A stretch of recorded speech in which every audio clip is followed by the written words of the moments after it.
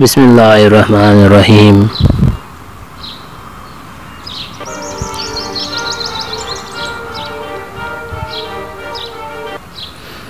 مفہوم ارشاد نبی صلی اللہ علیہ وآلہ وسلم یقیناً جھوٹ نافرمانی کی طرف رہنمائی کرتا ہے اور نافرمانی جہنم کی طرف۔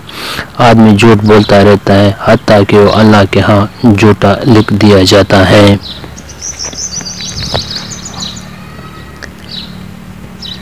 رسول اللہ صلی اللہ علیہ وآلہ وسلم نے فرمایا، مظلوم کی بددعا سے بچو اگرچہ وہ کافر ہی کیوں نہ ہو، کیونکہ اس کے درمیان کوئی رکاوٹ پردہ نہیں۔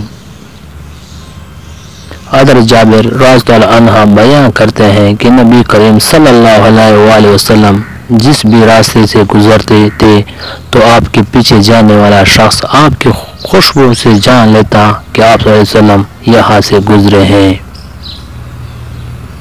رسول اللہ صلی اللہ علیہ وآلہ وسلم نے فرمایا، او نوجوان جس کی جوانی اللہ کی عبادت فرما برداری میں گزرے، اللہ تعالیٰ اسے قیامت کے دن اپنے عرش کا ٹھنڈا سایہ نصیب فرمائے گے۔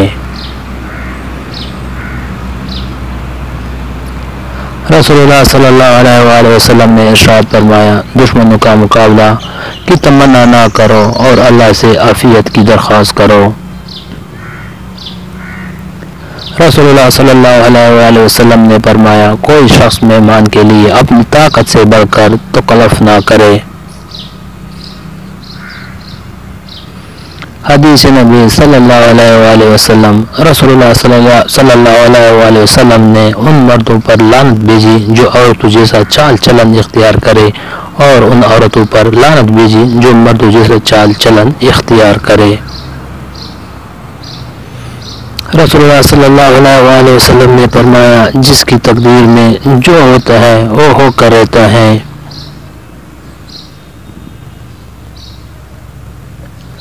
رسول اللہ صلی اللہ علیہ وآلہ وسلم نے فرمایا، جو مسلمان مسجد کو نماز اور ذکر الہی کے لیے اپنا گھر بنا لے تو اللہ تعالیٰ اس سے ایسا خوش ہوتا ہے جیسا کہ کوئی شخص بہت دن غائب رہنے کے بعد گھر واپس لوٹے تو گھر والے خوش ہوتے ہیں۔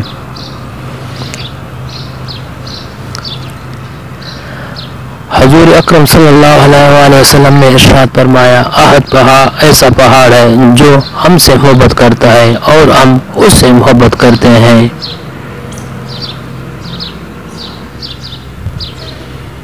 رسول اللہ صلی اللہ علیہ وآلہ وسلم نے فرمایا، جس سے کوئی مسئلہ پوچھا گیا اس نے اس کو چھپا لیا تو قیامت کے دن اس کو آگ کی لگام ڈال کر لایا جائے گا۔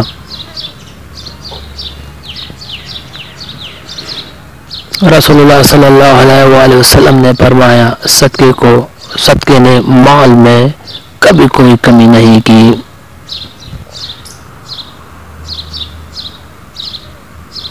حدیث نبی صلی اللہ علیہ وآلہ وسلم، حضرت عائشہ رضی اللہ عنہا سے روایت ہے، نبی صلی اللہ علیہ وآلہ وسلم نے فرمایا، اللہ تعالیٰ کسی بالغ عورت کی نماز اڑنے کے بغیر قبول نہیں کرتا۔ رسول اللہ صلی اللہ علیہ وآلہ وسلم نے فرمایا، آخرت کے منازل میں سے قبر پہلی منزل ہے، سو اگر کسی نے قبر کی عذاب سے نجات پائی تو اس کے بعد اس کے مراحل آسان ہوں گے، اور اگر جسے عذاب قبر نجات نہ مل سکی تو اس کے بعد کے منازل سخت تر ہوں گے۔ رسول اللہ صلی اللہ علیہ وآلہ وسلم نے فرمایا، بے شک اللہ تعالیٰ تین طرح کے لوگوں کو طے کر آنستا ہے، ایک نماز میں نمازیوں کی صف، دوسرا وہ شخص جو رات کے درمیان حصے میں اٹھ کر نماز پڑھتا ہے، تیسرا وہ شخص جو جہاد کرتا ہے۔ ویڈیو پسند آئے تو لائک کریں۔